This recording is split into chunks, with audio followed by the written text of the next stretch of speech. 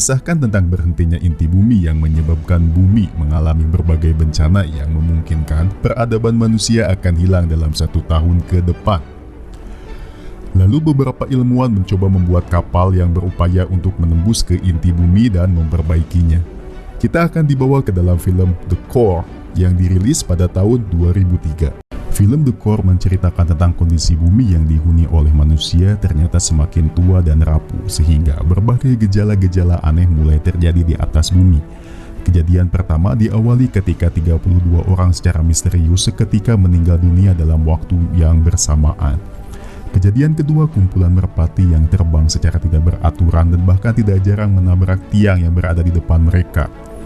Lalu munculnya fenomena aurora di tempat-tempat yang ganjil.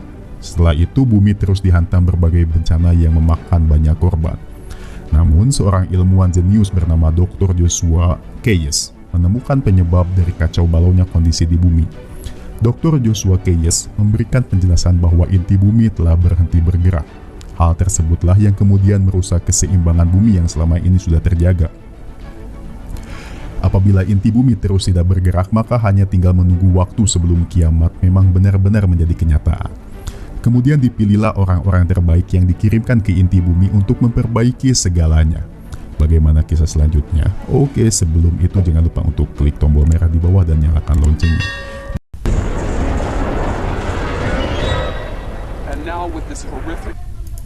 Film dimulai di kota Boston. Tampak seorang eksekutif muda bersama para kliennya yang sedang antusias bersiap untuk melangsungkan sebuah presentasi. Namun tiba-tiba dia ambruk. Begitupun dengan beberapa orang yang berada di luar juga ikut ambruk sehingga menyebabkan terjadinya kekacauan. Lalu Skin berpindah ke sebuah universitas di Chicago. Ada seorang dosen bernama Joshua Keyes, seorang ahli geofisika yang sedang mengajar pelajaran fisika berkaitan dengan gelombang suara. Lalu datanglah 2 orang polisi yang menjemputnya untuk berangkat ke Washington DC. Meskipun awalnya dia heran apa yang terjadi, namun dia memutuskan untuk ikut. Setibanya di Washington, Keyes bertemu dengan sobat lamanya bernama Sergei. Dia merupakan seorang ahli senjata kimia. Sergei juga ternyata tidak tahu kenapa dia diundang untuk datang ke sana. Dan masuklah mereka ke sebuah ruangan yang berisi puluhan mayat yang mati saat di Boston tadi. Lalu datanglah Tom Purcell, seorang jenderal yang menjelaskan mengenai mayat-mayat tersebut. Keyes dan Sergei diminta untuk menyelidiki penyebab kematian orang tersebut. Keyes menjelaskan sepertinya orang-orang ini mati karena gelombang elektromagnetik. Tom pun bertanya apakah ada senjata dengan gelombang elektromagnetik. Jawab Keyes, itu tidak mungkin karena membutuhkan daya yang begitu besar. Jenderal pun sementara bisa bernapas lega karena kematian orang-orang itu bukan karena senjata yang dikhawatirkan datang dari musuh Amerika.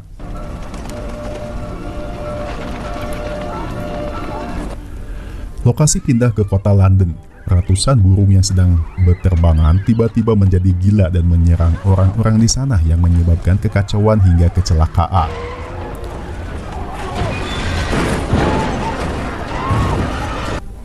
Keyes pun menyaksikan peristiwa tersebut di televisi. Keyes dan juga teman-temannya menganalisa penyebab hal itu terjadi karena sebelumnya kejadian serupa sudah pernah terjadi di Jepang dan Australia. Keyes pun meminta untuk mencarikan data-data berkaitan dengan kejadian serupa, karena di benaknya dia sudah memikirkan kemungkinan penyebab terjadinya fenomena tersebut. Lokasi pindah ke ruang angkasa di mana ada satu pesawat yang bersiap untuk turun ke bumi. Pesawat tersebut dikendalikan oleh Komandan Bob, Rebecca, dan tim. Rebecca meminta izin untuk membawa pesawat tersebut ke dalam bumi, namun Bob belum mengizinkannya. Dengan dipandu oleh stasiun NASA, mereka pun pergi ke bumi. Namun tak disangka tiba-tiba koneksi terputus. Bahkan beberapa saat setelah tersambung, pesawat ternyata keluar dari jalur yang ditentukan. Dengan situasi darurat tersebut, Rebecca pun memberikan ide untuk mendaratkan pesawat di sebuah jalur sungai yang mana terdapat banyak jembatan di sana. Namun dengan kecekatan Bob, dia berhasil menghindari jembatan dan menghentikan pesawat tepat sebelum menabrak kuli bangunan.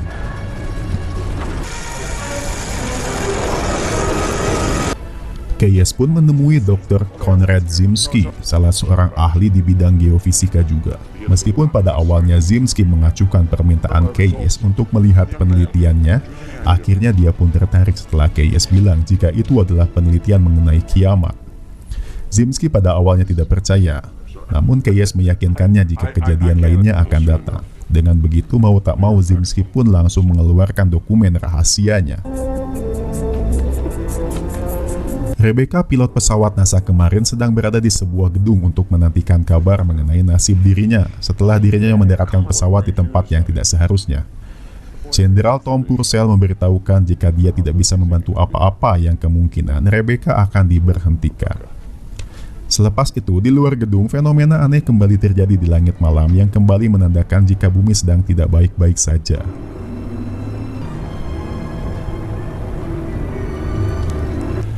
Lalu, Keyes pun diminta oleh Jenderal Tom atas rekomendasi Dr. Zimski untuk mempresentasikan peristiwa yang sebenarnya terjadi saat ini.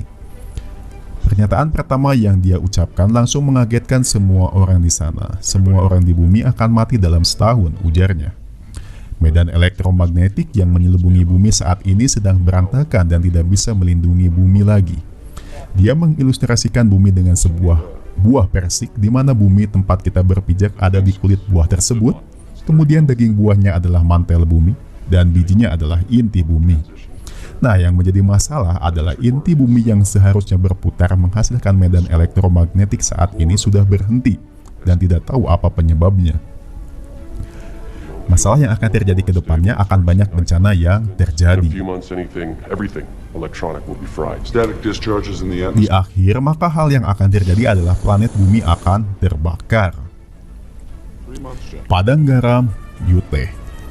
Tim mendatangi seorang ilmuwan bernama Edward Brazelton untuk memintanya mengerjakan sebuah kapal yang bisa masuk ke dalam inti bumi. Dia ternyata sedang mengerjakan sebuah proyek senjata yang bisa melubangi benda padat dengan laser ultrasonik.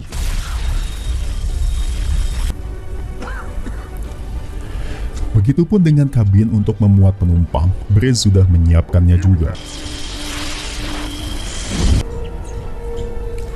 Kabin tersebut mempunyai efek spesial. Ketika dia mendapati dirinya semakin panas dan semakin ditekan, maka kabin tersebut akan semakin kuat. Braze juga sudah membuat purwarupa dari kabinnya, hanya saja belum selesai karena pengerjaannya membutuhkan waktu sekitar 10 tahun karena kendala biaya. Jenderal pun meminta pengerjaan kapal itu bisa selesai dalam 3 bulan, dan dia siap membiayai pengerjaannya. Di tempat lain, FBI menangkap seorang hacker pintar yang bisa membajak dan meretas berbagai macam website bernama Finch. Finch pun diinterogasi dan diminta untuk bisa bekerja sama dengan proyek yang sedang dikerjakan oleh Jenderal. Keyes menjelaskan jika mereka sedang membutuhkan seseorang yang bisa mengendalikan informasi di internet. Finch pun menyetujuinya dengan syarat dia diberikan kaset video, Sina, dan juga cemilan kemasan yang tak terbatas. Rebecca pun menghadiri persidangan dirinya setelah dianggap lalai dalam mendaratkan pesawat luar angkasa.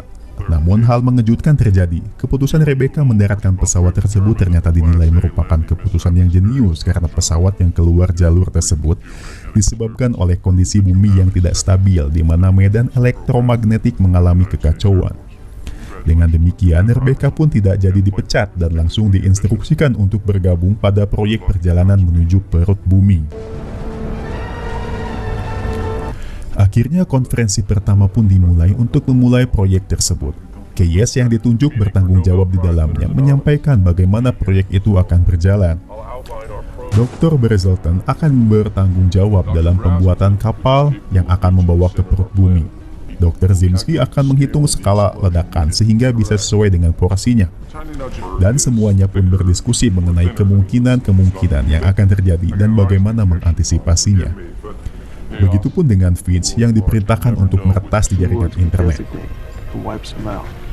Pembuatan kapal pun terus dilakukan agar bisa selesai dalam 3 bulan.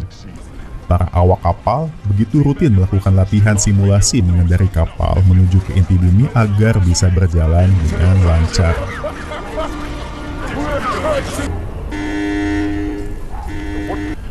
Tiba-tiba cuaca di langit menunjukkan kondisi yang buruk. Finch melihat jika di rumah kondisinya sudah mengkhawatirkan. Ternyata benar saja, kilat-kilat petir sudah mulai menyambar dan membuat orang-orang di sana panik dan bangunan pun hancur. Kondisi kota pun akhirnya kacau balau.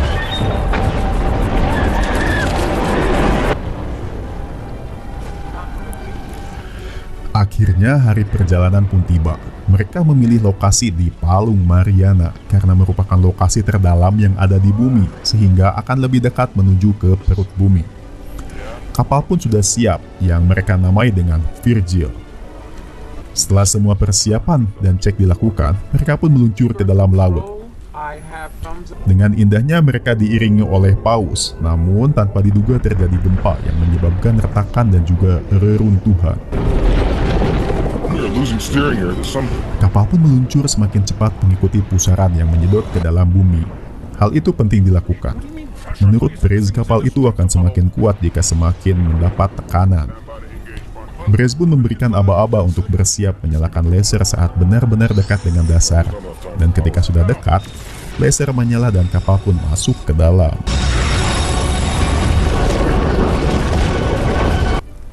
Sejenak kapal kehilangan sinyal dengan pusat. Namun hal itu tidak berlangsung lama. Kapal kembali terdeteksi dan dinyatakan baik-baik saja. Kapal pun meluncur dengan mulusnya melewati jalur lahar dan beberapa saat kemudian mereka masuk ke mantel bumi. 12 jam perjalanan, mereka menemui pandangan yang berwarna hitam. Keyes pun menyimpulkan jika itu adalah ruang kosong. Seketika semuanya bersiap untuk menghadapi guncangan. Dan tanpa diduga mereka memasuki kawasan yang dipenuhi dengan kristal-kristal raksasa yang menyebabkan mereka terjebak di sana setelah satu batang kristal menancap tepat di depan kapal. Mau tak mau mereka harus keluar dan memotongnya. Setelah keluar mereka pun melihat jika ternyata posisinya berada di sebuah tebing kristal yang bikin bulu kuduk mendiring. Brace pun mulai memotong bagian kristal yang menghalangi, namun tiba-tiba aliran lahar dari atas yang menyebabkan mereka harus segera menyelesaikan pemotongannya sebelum lahar menenggelamkan mereka hidup-hidup. Namun masalah muncul saat oksigen yang digunakan untuk alat pemotong habis. Akhirnya dengan mengorbankan dirinya, Keyes menyambungkan selangnya ke selang oksigen miliknya. Lama-kelamaan Keyes pun pingsan. Komandan Bob terlalu ngajago sehingga dia ketiban oleh batu dan menyebabkan dirinya meningsot.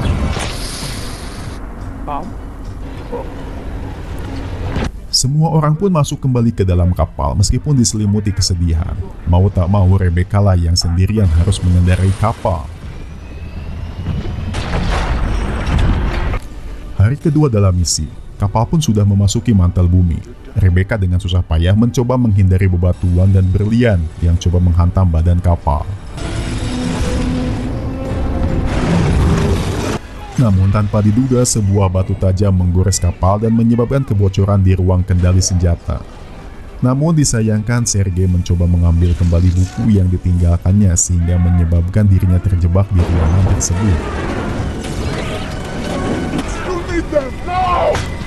Keyes meminta Beck untuk membuka kembali pintu, namun Rebecca tidak menurutinya karena khawatir bisa menimbulkan masalah. Di layar monitor terlihat Sergei sudah mulai terhimpit oleh benda-benda dan akhirnya dia tewas. 35 jam setelah peluncuran, mereka hampir tiba di permukaan inti bumi. Kapal pun semakin lama semakin meluncur dengan cepat karena kepadatan inti bumi ternyata membuat kapal terasa lebih ringan. Namun Zimski mulai merasa aneh. Saat dicek untuk simulasi peledakan nuklir di inti bumi, simulasinya gagal karena ternyata material di inti bumi terlalu tipis, di luar perkiraan sebelumnya.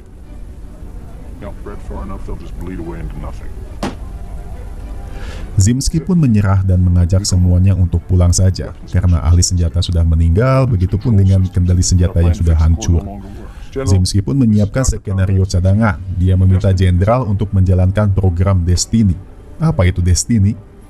Destiny adalah sebuah perangkat pemicu getaran seismik di kedalaman bumi, yang mana awalnya Destiny diciptakan untuk menyerang musuh dengan memberikan efek gempa bumi ke wilayah musuh.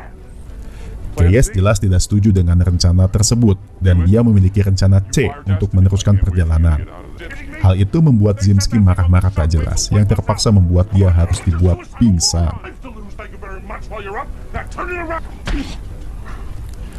Di pusat informasi, Finch mendeteksi gelombang elektromagnetik.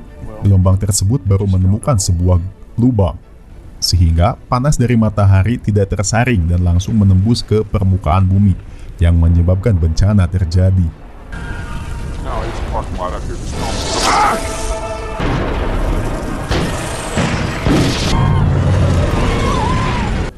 Keyes dan Braze terus mencoba skenario ledakan nuklir yang bisa membuat inti bumi kembali berputar.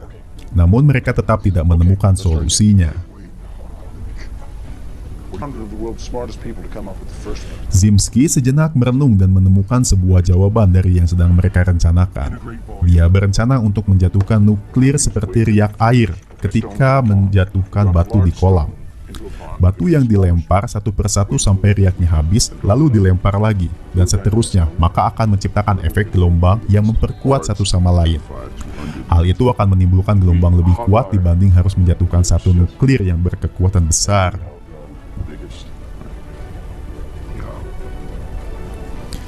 Di tempat lain, Finch terus berusaha melacak web dari Destiny dan mencoba meretasnya. Namun sistem keamanan webnya terlalu kuat sehingga Finch selalu gagal.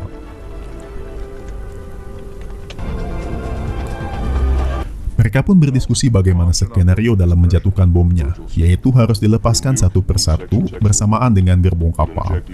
Namun Braze menyayangkan karena kapal tersebut tidak dirancang bisa dilepas jika tidak mengalami kecelakaan, sehingga gerbongnya harus dilepas secara manual. Artinya, salah satu dari mereka bertiga harus mengundi nasib siapa yang akan membukakan gerbong secara manual, dan dia tidak bisa kembali lagi.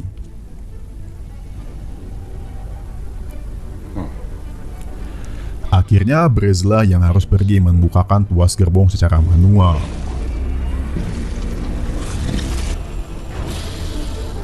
Dan Brez pun mati syahid.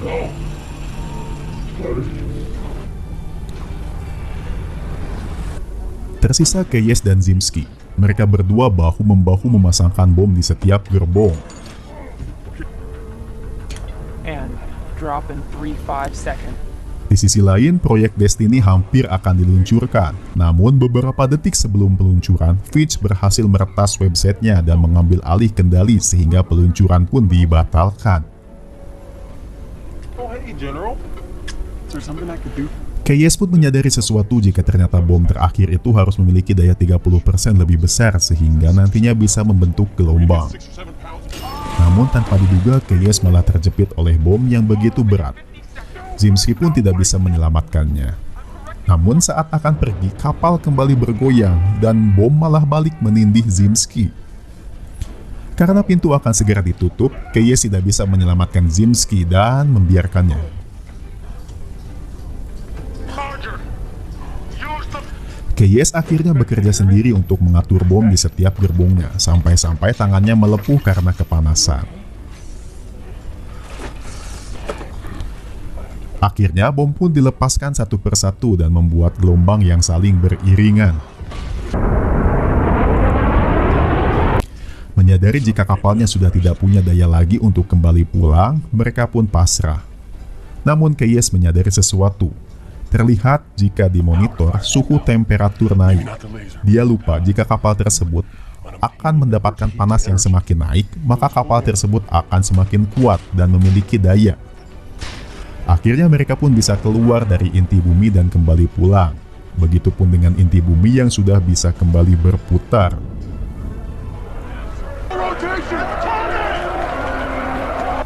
Dengan kondisi inti bumi yang sudah kembali berputar, maka di permukaan bumi terjadi gempa di mana-mana yang mengindikasikan jika bumi sedang menyembuhkan dirinya sendiri.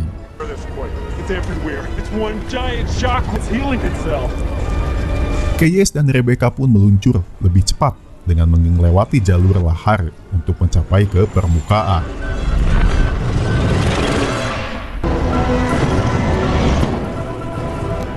Dan 4 jam kemudian mereka pun tiba di dasar lautan di wilayah Hawaii. Terdampar, tidak bisa komunikasi karena daya mati, Mereka pun hanya bisa berharap pada gelombang ultrasonik, satu-satunya harapan yang mereka Power miliki. to make the ultrasonics burp, but no one's listening. Okay. Give me a minute.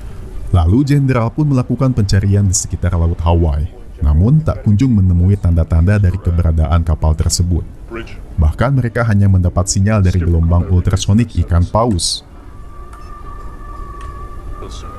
I'll be a long way off the usual path, but that's not. Namun Vince sejenak berpikir jika sebenarnya gelombang ultrasonik yang dikeluarkan oleh paus itu menandakan jika paus tersebut berada dekat dengan kapal. Karena paus itu menyambut gelombang ultrasonik dari kapal.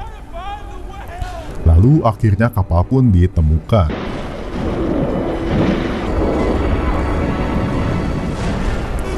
Satu minggu kemudian, Finch pergi ke sebuah kafe internet atau warnet dan langsung meretas jaringan internet yang tujuannya adalah memberikan informasi mengenai 6 orang pahlawan yang sudah menyelamatkan bumi. Sehingga akhirnya seluruh dunia bisa tahu apa yang sudah mereka perbuat. Edward Brazelton is a forgotten people. What is Project Justice? Dan film pun selesai. Terima kasih sudah menonton. Jangan lupa like dan share video ini jika kalian suka.